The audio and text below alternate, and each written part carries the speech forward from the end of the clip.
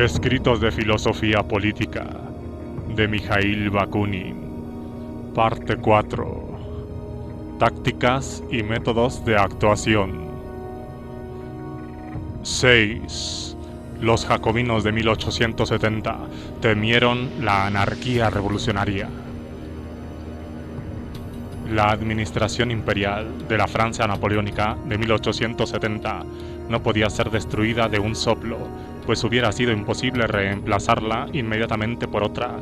Si eso se intentara hoy, sobrevendría, en medio de un terrible peligro, un periodo más o menos prolongado durante el cual Francia se encontraría sin administración y por consiguiente sin vestigios de gobierno, periodo en el que el pueblo francés, abandonado completamente a sí mismo, sería víctima del más completo caos. Eso nos parecía muy bien a nosotros, los socialistas revolucionarios, pero no entra en los planes de los jacobinos, partidarios sin igual del Estado. Para evitar este mal, Gambetta no dudará en enviar a todos los departamentos las provisiones francesas, procónsules, delegados extraordinarios dotados de plenos poderes. Origen de la fuerza revolucionaria de los jacobinos de 1793. Para tomar medidas extraordinarias en bien de la seguridad pública, para tener el poder de crear fuerzas nuevas, de insuflar una provechosa energía a una administración corrompida y a un pueblo alejado de toda iniciativa, es necesario poseer eso que la burguesía de 1792 a 1793 tenía en gran medida y de lo que carece absolutamente la burguesía actual, incluso entre sus representantes más radicales, los republicanos de hoy. Para hacer todo eso es necesario poseer una mente revolucionaria, voluntad y energía revolucionarias. Es necesario tener el dominio dentro del cuerpo.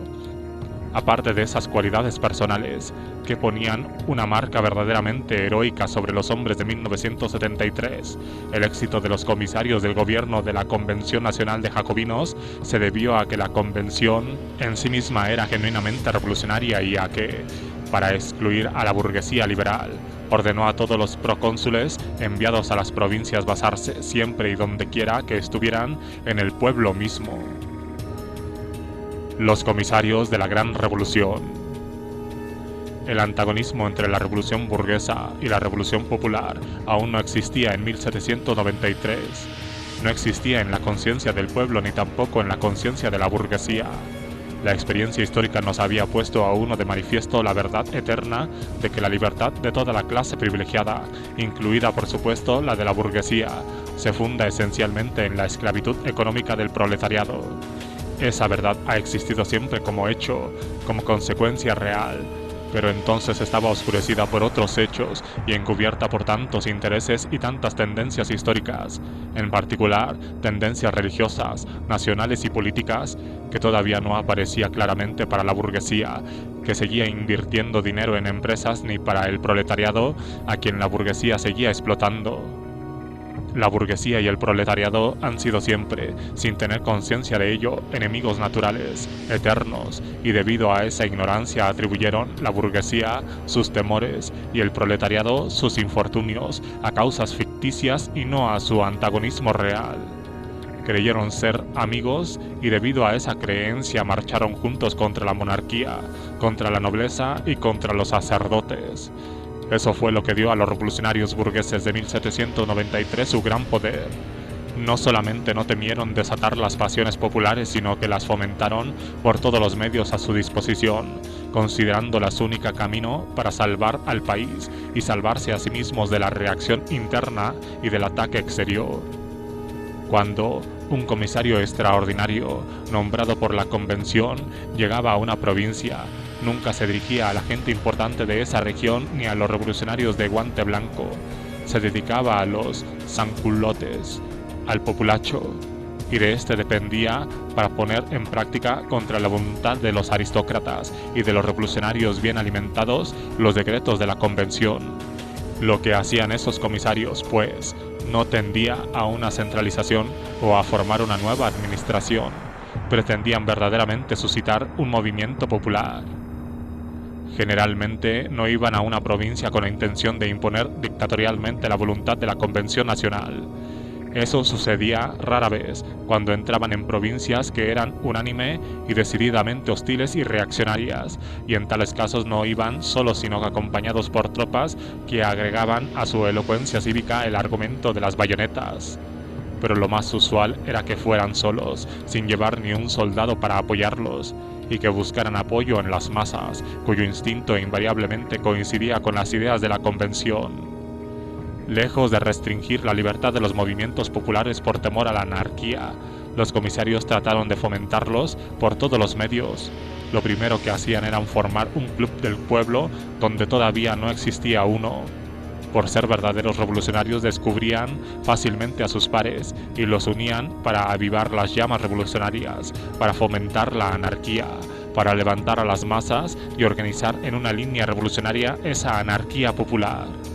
La organización revolucionaria era la única administración y la única fuerza ejecutiva de que disponían los comisarios extraordinarios para revolucionar y conmover a las provincias.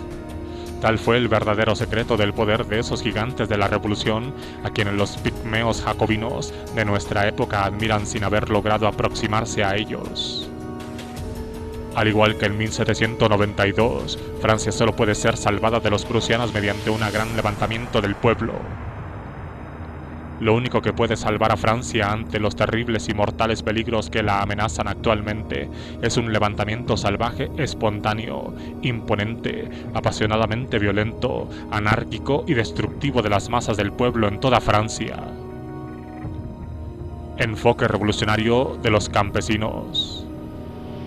Creo que justamente hoy en Francia, y probablemente también en otros países, existen solo dos clases capaces de un movimiento semejante, la de los obreros y la de los campesinos. Que no sorprenda que hable de los campesinos. Los campesinos, inclusive los de Francia, pecan únicamente por ignorancia y no porque carezcan de temperamento. No han abusado de su vida, ni siquiera la han usado. No han sufrido el efecto perjudicial de la civilización burguesa, la cual los afectó solo superficialmente y por ello conservan el temperamento enérgico y la naturaleza del pueblo. La propiedad y el amor, no a los placeres sino a la usura, las han hecho bastante egoístas, pero no han anulado su odio instintivo hacia los señores bien nacidos y sobre todo hacia los terratenientes burgueses que gozan de la renta de las tierras sin producirla con su trabajo. Además, los campesinos son profundamente patriotas y nacionalistas y han hecho un culto de la tierra, pues tienen pasión por ella. Yo creo que nada sería más fácil que incitarlos contra los invasores extranjeros que quieren arrebatar a Francia dos de sus más grandes provincias. Es evidente que para levantar a los campesinos, ganándose su voluntad, es necesario usar mucha prudencia.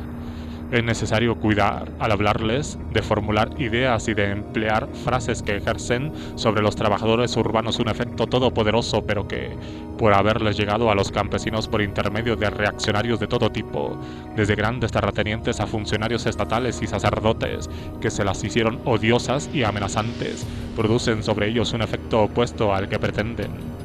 No. Al hablarles a los campesinos se debe usar el lenguaje más simple, las palabras que mejor correspondan a sus instintos y a su comprensión.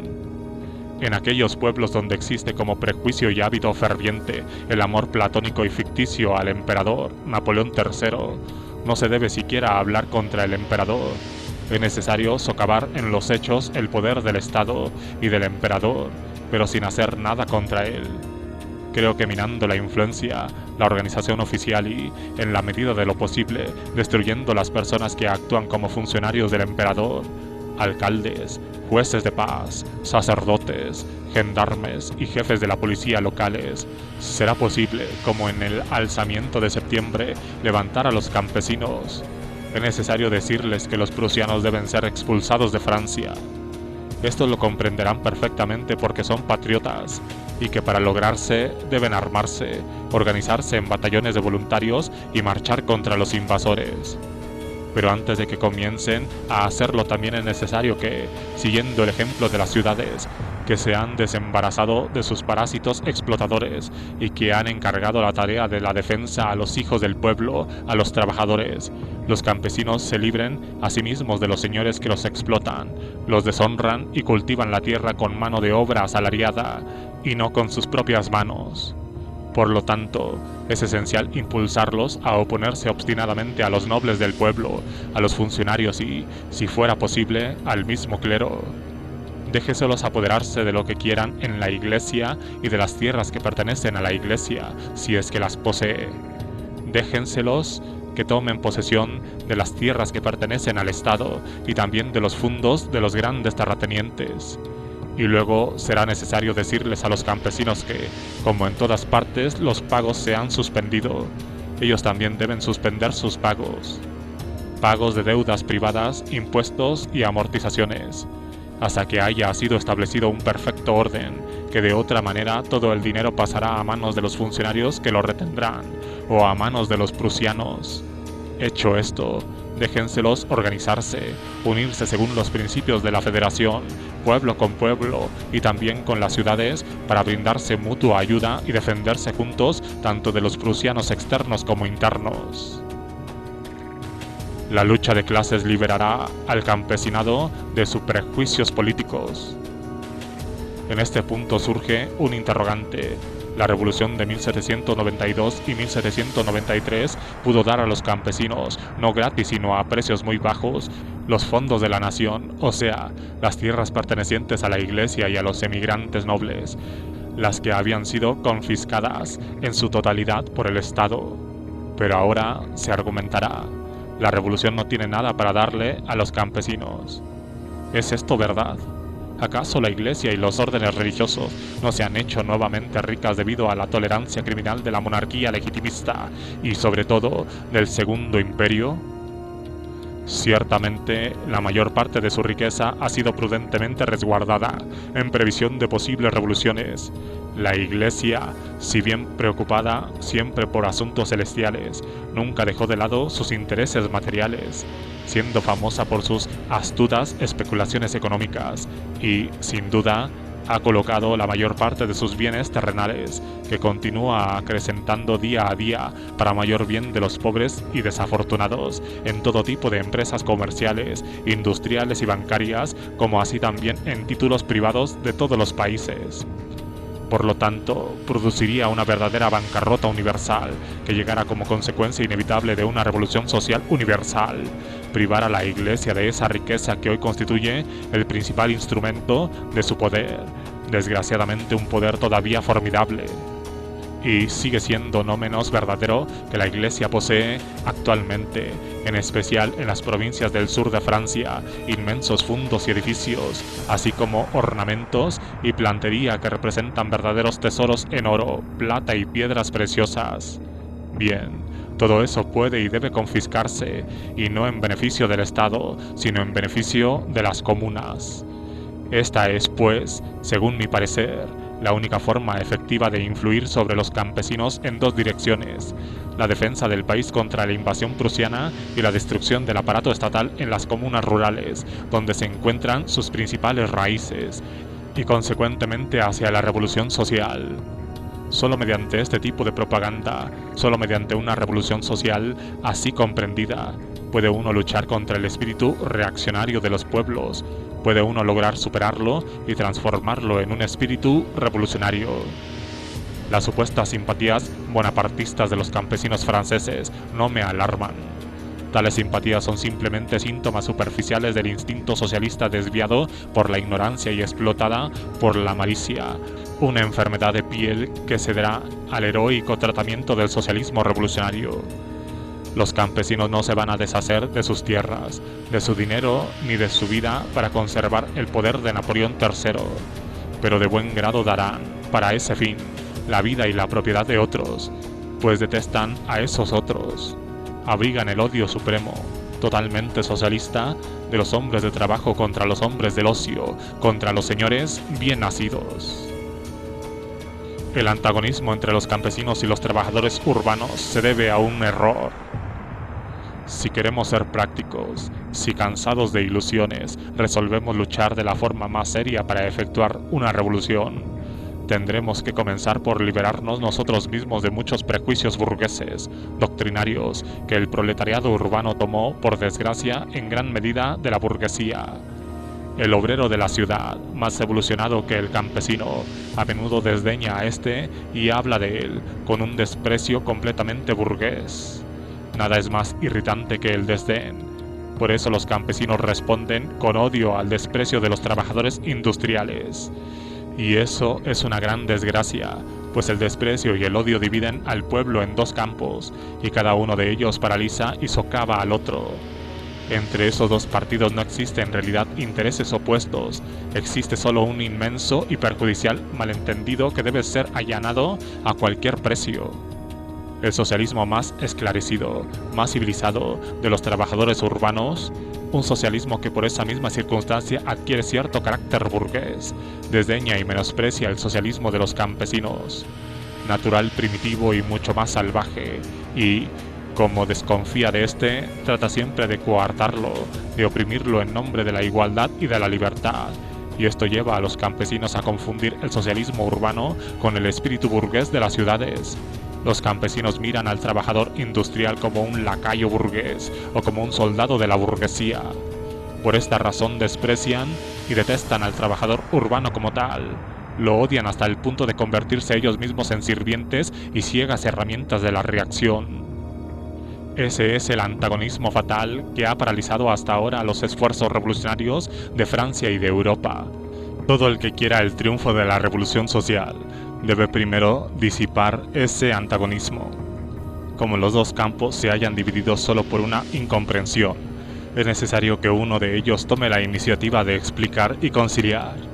La iniciativa debe pertenecer al sector más esclarecido, o sea, a los trabajadores urbanos. Para lograr esa conciliación, ellos deben ser los primeros en aclararse a sí mismos las razones que tienen contra los campesinos. ¿Cuáles son sus principales motivos de queja? Existen tres motivos. El primero, que los campesinos son ignorantes, supersticiosos y fanáticos que se dejan conducir por los sacerdotes. El segundo, que los campesinos son fieles al emperador. Y el tercero, que los campesinos son partidarios fervientes de la propiedad individual. Ignorancia del campesinado. Es cierto, los campesinos franceses son grasamente ignorantes, pero ¿es culpa de ellos? ¿Se ha preocupado alguien de proporcionarles escuelas? ¿Y es su ignorancia una razón para despreciarlos y maltratarlos? Si así fuera, los burgueses, que son sin duda más cultos que los trabajadores industriales, ¿tendrían el derecho de despreciar y maltratar a estos? Y conocemos un número considerable de burgueses que así lo creen y que fundan en su superioridad intelectual el derecho de dominar a los trabajadores y de exigirles sometimiento. Pero lo que constituye la grandeza de los trabajadores ante la burguesía no es su educación, en verdad muy escasa, sino su instinto y su sentido de justicia. Pero, ¿acaso los campesinos carecen de ese instinto de justicia? Observen bien y encontrarán entre ellos ese mismo instinto, aunque se manifiesta de distinta forma. Encontrarán junto a la ignorancia un profundo sentido común, una admirable perspicacia y esa energía para el trabajo que representa el honor y la salvación del proletariado. El fanatismo religioso de los campesinos debe ser superado mediante correctas tácticas revolucionarias. Los campesinos, dicen ustedes, son supersticiosos y fanáticos y se dejan conducir por los sacerdotes.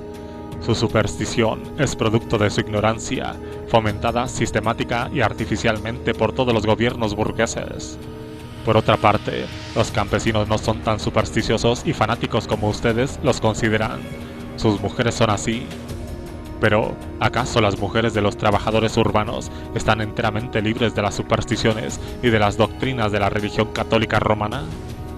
En cuanto a la influencia de los sacerdotes, es solo superficial. Los campesinos siguen a los sacerdotes en la medida que lo exige la paz del hogar y en la medida que ello no vaya contra sus intereses. Su superstición religiosa no evitó que después de 1789 compraran las propiedades de la iglesia que habían sido confiscadas por el Estado, a pesar de los anatemas lanzados por aquellos tanto contra los compradores como contra los vendedores de esas propiedades. De aquí se deduce que para destruir definitivamente la influencia de los sacerdotes en los pueblos, la revolución debe hacer solo una cosa: ubicar los intereses de los campesinos en una posición tal que choquen necesariamente con los intereses de la Iglesia. Realismo y sectarismo de la lucha contra la religión. Siempre me disgustó tener que escuchar no solo de revolucionarios jacobinos, sino también de socialistas formados en la escuela de Blanqui, e inclusive de algunos de nuestros amigos íntimos directamente influidos por esa escuela, pregonar la idea totalmente antirrevolucionaria de que la futura república deberá abolir por decreto todos los cultos públicos y asimismo disponer la expulsión violenta de todos los sacerdotes. Para comenzar, soy enemigo absoluto de una revolución por decreto, pues esta no sería más que la aplicación de la idea de un Estado revolucionario y un corolario de ella, es decir, una reacción encubierta por apariencias revolucionarias, el único sistema efectivo, coherente y verdadero. El sistema autoritario del decreto, al pretender imponer la libertad y la igualdad, las destruye. El sistema anarquista de la acción las convoca y las origina necesariamente, sin la intervención de ningún tipo de violencia autoritaria u oficial. El primero conduce irremediablemente al triunfo final de una reacción abierta. El segundo asienta la revolución sobre un fundamento natural e inamovible. La religión no puede ser combatida mediante un decreto revolucionario. Por consiguiente, tomando este ejemplo, diremos que si la abolición de los cultos religiosos y la expulsión de los sacerdotes fueran decretados por ley, podríamos estar seguros de que hasta el campesino menos religioso se alzaría en defensa del culto proscrito y de los sacerdotes expulsados. Tal vez lo hicieran por simple espíritu de contradicción o por un sentimiento legítimo y natural, sentimiento que es el fundamental de la libertad, surgido en el corazón de todo hombre ante una media impuesta, aunque ésta haya sido tomada en nombre de la libertad. Uno puede estar seguro, pues, de que si las ciudades cometen la locura de decretar la abolición de los cultos religiosos y la expulsión de los sacerdotes, los campesinos se pondrán de parte de los sacerdotes, se alzarán contra las ciudades y se convertirán en un terrible instrumento en manos de la reacción. ¿Se desprende de esto que deba bajarse a los sacerdotes el ejercicio pleno de su poder? En absoluto. Es necesario combatirlos más enérgicamente, no porque sean sacerdotes ni porque sean ministros de la religión católica romana, sino porque son agentes prusianos. Tanto en los pueblos como en las ciudades, no deben ser las autoridades revolucionarias, ni aun cuando se trate de un comité revolucionario de seguridad pública, las que derriben a los sacerdotes.